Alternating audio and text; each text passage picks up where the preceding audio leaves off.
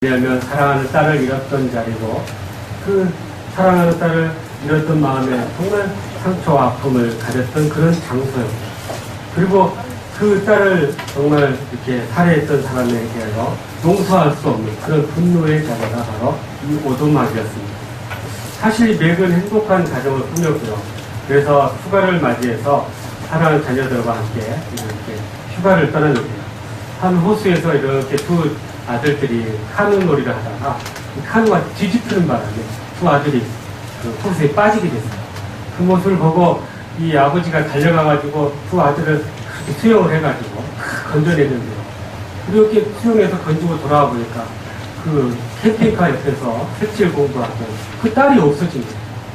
그래서 이 딸이 어디 있나 이렇게 막 살펴보니까는 주변에 없는 거예요. 근데 누군가가 그 딸을 데리고 트럭을 태워서 어디로 갔다는 목격자가 나타난 것입니다. 그래서 경찰에 신고를 하고 주변의 사람들에게 수소문해서 이렇게 찾고 있는데요. 어느 한 한적한 도로변에 그 트럭이 발견됩니다.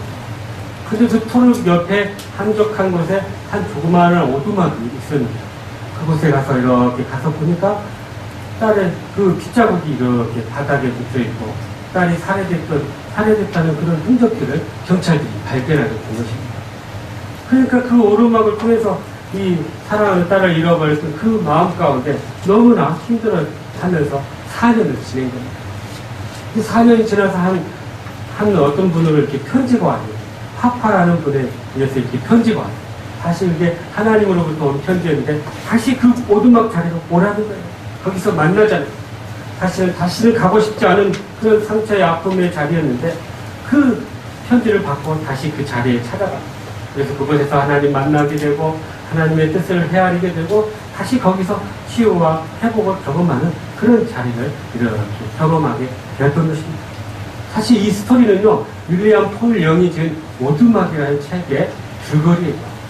그런데 우리가 사람이 세상을 살다 보면 말할 수 없는 이 고통으로 가득한 세상에서 하나님 도대체 어디 계신가라는 그 우리의 질문에 응답하는 그런 내용을 가지고 있습니다.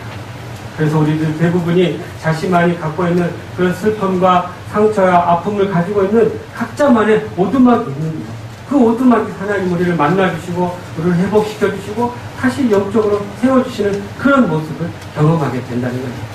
그래서 이 작가는 이 오두막을 통해서요, 신앙적인 여러 가지 이슈들을 이렇게 우리에게 풀어주시고 또 우리 인간이 갖는 믿음의 한계가 어느 정도인가를 이렇게 깨닫게 해주시고요. 그리고 더 나아가서 우리가 오두막을 통해서 하나님과 만남을 통해 우리의 신앙, 하나님의 사랑과 그 은혜가 얼마나 깊은지를 새롭게 깨닫는 그런 자리였다는 것을 이렇게 우리에게 말씀해 주고 있는 것입니다. 그래서 이 맥도요, 그 오두막에서 하나님 만나고 나서 처음에는 자기 딸을 데려간 그 하나님에 대한 믿음이 막 산산조각 터졌지만 다시 거기서 하나님 만나고 나서 더 영적으로 크게 믿음이 정말 새롭게 세워지고 하나님 깊이 체험하는 그런 놀라운 은혜들을 체험하고 돌아오게 되는 것입니다. 맥에게 있어서요, 이 오두막은 정말 고통과 아픔과 상처의 자리였지만 하나님 만나고 나서 그곳에서 더 큰 은혜와 용서와 성숙의 자리로 변화되었다는 것을 이렇게 말씀해 주고 있는 거예요. 하나님께서는요, 우리를 이렇게 고통이라는 곳으로 이렇게 우리를 영적으로 이렇게 훈련시켜 주시고 우리를 더 강하게 만드신다는 사실입니다. 하나님은 이 고통의 깊이를 우리에게 더해 주심으로 해서 더 큰 은혜의 세계로 우리를 인도하시는 분이심을 이렇게 우리에게 깨닫게 해주시고 있다라는 사실입니다. 오늘도 우리가 오늘 본문의 말씀을 통해서 그렇게 우리에게 다가오시는 그 위로의 주님의 음성을 듣고 다시 한번 회복되고 결단하는 여러분 되시기를 주님의 이름으로 축원합니다. 오늘 본문에 보니까 한 병자가 나타난 38년 동안 긴 시간 동안 정말 고통의 시간을 겪었던 한 인물이 등장합니다. 1, 2년도 아닌 38년 동안 병고에 이렇게 빠져서요. 그가 얼마나 고통스러운가를 이 38년이라는 시간이 우리에게 가르쳐 주고 있습니다. 여러분, 얼마나 힘든 시간이었겠어요. 이 병자가 정말 누구나 갖고 있는 그런 삶의 자리, 오두막과 같은 그 고통의 자리를 그도 역시 똑같이 갖고 있었던 것입니다. 그 고통의 자리가 어떤 자리였을까요? 첫 번째는요, 그는 스스로 자기가 38년 동안 움직일 수 없는 자리였기 때문에 얼마나 무능한 인생이었고 얼마나 무기력한 인생이었음을 이렇게 우리에게 보여주고 있습니다. 누군가 도움이 없이 누군가 자기에게 이렇게 이끌음이 없이는 혼자 살 수 없는 그런 무기력한 삶의 연속이었다는 거예요. 그러니까 처음에는요, 이렇게 육체적 고통 가운데 혼자 힘으로 살 수 없는, 자기가 원하는 대로 살아갈 수 없는 그런 연약한 인생이었던 것입니다. 저도 예전에 한번 이렇게 운동하다가 종아리 근육이 파열돼가지고 한 2달 동안 걷질 못하고 참 고생한 적이 있어요. 이렇게 힘들어서 이제 땅을 밟을 때마다 이 종아리가 막 찌릿찌릿 전기가 오는 거예요. 그러니까 목발을 짚고 이렇게 생활했는데 2달 동안 하는데 얼마나 힘들어요. 그게 정말 걷지 못하는 것이 이렇게 큰 고통이라는 것을 제가 그때 체험했어요. 그러니 여러분 이 2달 그랬는데 38년 동안 움직이지 못하고 이렇게 고통스럽게 사는 인생의 모습이 얼마나 고통스러운지요. 감히 우리가 상상할 수가 없는 거예요. 제가 아는 분은요, 한 교통사고로 이렇게 하반신이 마비돼가지고 그 20년 동안을 움직이지 못하고 이렇게 누워서 사시는데 그분이 이렇게 가서 실방을 보면요, 누워 계시니까 등에 욕창이 생겨가지고 얼마나 고통스러운지 냄새도 나고 그 욕창 이제 그 등에 썩어가니까 얼마나 냄새가 나고 고통스러운지 그런 20년을 힘들게 그 남편이 정수발하고 닦아주고 씻어주고 머리 감겨주고 그 일들을 하고 계시더라는 거예요. 그러니까 우리가 흔히 할 수 있는 이 씻는 일, 옷 입는 일, 화장실 가서 일 보는 일, 이것이 그분들에게는 그렇게 고통스러운 거예요. 정말 이 생명이 붙어있는 것 자체가 고통스럽더라고요. 그걸 우리가 이렇게 못 겪었어요. 그런데 이 38년 된 병자 역시요, 자신의 힘으로 도저히 살아갈 수 없는 그런 삶이었기 때문에 누구의 도움이 없이 살아갔어요. 그 모습 자체가 고통이었고, 제발 여기서 빨리 좀 끝났으면 하는 그 마음이 있는 그런 삶이었다는 것입니다. 그런데 고통이 거기서만 끝난 게 아니라요, 이게 정신적인 고통으로 더 확대되고 있는 것을 보게 돼요. 여러분 38년 동안 병치를 하다 보니까 사랑하는 가족도 친구도 다 떠나버린 거예요. 보면 7절에 보니까요, 우리 움직일 때 나를 못에 넣어줄 사람이 없다고 한탄하고 있어요. 그러니까 주변에 도와줄 친구나 가족이 없다는 것, 이것은 더 육체적인 고통보다 더 힘든 고통인 것입니다. 그런 정신적인 고통 가운데 살다 보니까 더 큰 상처와 아픔이 그를 짓누르고 있다는 것을 이렇게 우리가 말씀 통해 유추해 볼 수 있는 거예요. 사실 저희 그 외할머니도요, 치매로 앓다가 한 2년 동안 치매 앓다가 돌아가셨는데, 처음에 이런 치매가 생기니까 6남매 자녀들이 막 정성껏 이렇게 돌봐주다 4개월, 5개월 되니까요, 이제 점점 힘들어지잖아요. 그러니까는 도저히 이렇게 같이 생활하고 어려우니까는 요양원에 갖다 이렇게 맡겨드렸어요.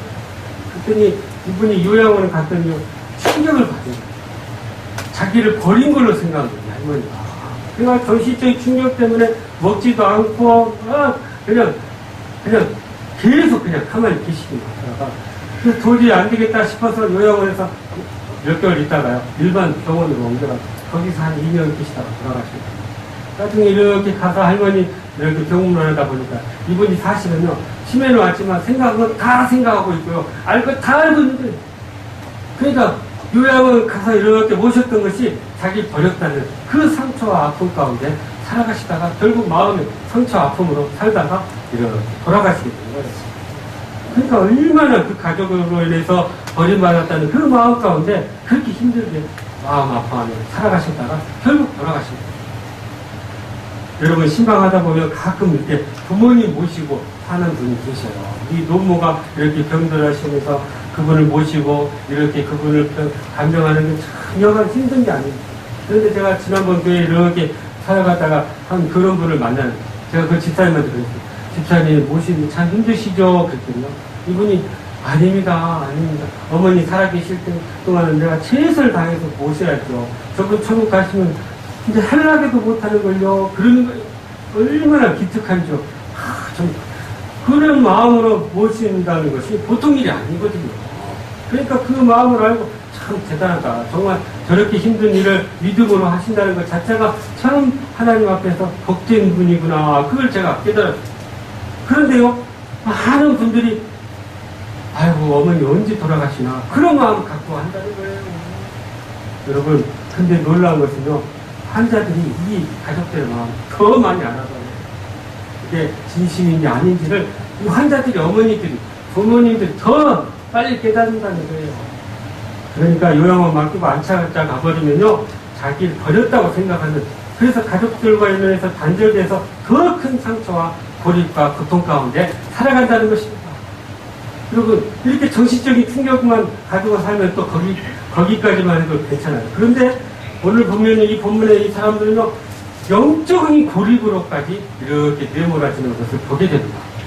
가족 간에 이렇게 단절돼가지고 희망이 없어버리는데요, 거기다가 영적인 고립은요, 더 큰 충격을 받더라고요. 당시 유대인들이 이렇게 38년 동안 오랫동안 병치레를 하니까요, 유대인들의 생각은 어떠냐면요, 네가 분명히 하나님 앞에 범죄했기 때문에 그렇다. 너는 그 죄의 대가로 인해서 하나님 앞에 범죄해서 이런 어려움을 처하니까 빨리 회개하라. 그렇게 정죄하는 일이 종종 있었던 거예요. 사실 우리가 알다시피 욥이 그런 정죄를 당했잖아요. 그 어려운 고통 가운데 있으니까 욥의 친구들이 와가지고 네가 하나님 앞에 범죄했으니까 지금 이러는 거야. 너 빨리 회개하고 돌아와라. 그렇게 위로 아닌 위로를 하고 간 거예요. 오히려 비수를 꽂고 상처를 주고 가는 거예요. 자기가 하나님 앞에 그렇게 충성스럽게 살았는데 오히려 막 범죄했다고 정죄해버리니까 얼마나 힘들겠어요. 여러분, 그러니까 영적인 이렇게 고립을 당하니까 더 힘들어지고, 또 죄를 지어서 벌을 받았다는 그런 낙인을 찍으니까요, 정말 어떻게 보면 율법의 이름으로, 말씀의 이름으로, 그냥 하나님의 이름으로 그걸 정죄하는 그런 일을 당하게 됩니다. 너는 하나님이 너를 버렸어. 하나님 너를 지금 정죄하고 계셔. 이 마음을 갖고 살고 더 큰 영적인 고립과 고통 가운데 살아가게 되는 것입니다. 그런데 여러분, 이렇게 삼중고의 병자들도요, 한 가지 희망이 있었던 거예요. 본문 4절 말씀 같이 한번 읽어보겠습니다. 4절 말씀 시작. 이런 천사가 다리 저는 사람, 먼저 들어가는 자는 어떤 병에 걸렸든지 낫게 됩니다. 네. 그러니까 여러분, 이렇게 삼중고의 고통의 삶에 희망이 하나 생긴 건데 뭐예요? 베데스다 못에 천사가 내려와서 물을 이렇게 동일 때, 움직일 때 거기에 제일 먼저 들어가면 병이 낫는다는 거예요. 사실 이게 진짜 있었던 일은 아니고요, 성경학자들에 의하면 이게 속설이었다는 거예요. 미신이었다는 거예요. 실제로 그 베데스다 못에 그렇게 막 천사가 내려서 그런 일이 있었던 게 아니라, 이렇게 병자들이 그곳에 한 곳에 모여 살다 보니까 그런 그 지푸라기라도 잡고 싶은 심정 가운데 그게 속설이었다는 거예요. 근데 이 속설에도요, 세태를 반영하는 것이 하나 딱 들어있네요. 뭐예요? 물이 움직일 때 먼저 들어가는 자가 낫게 된다라는 그런 말. 그러니까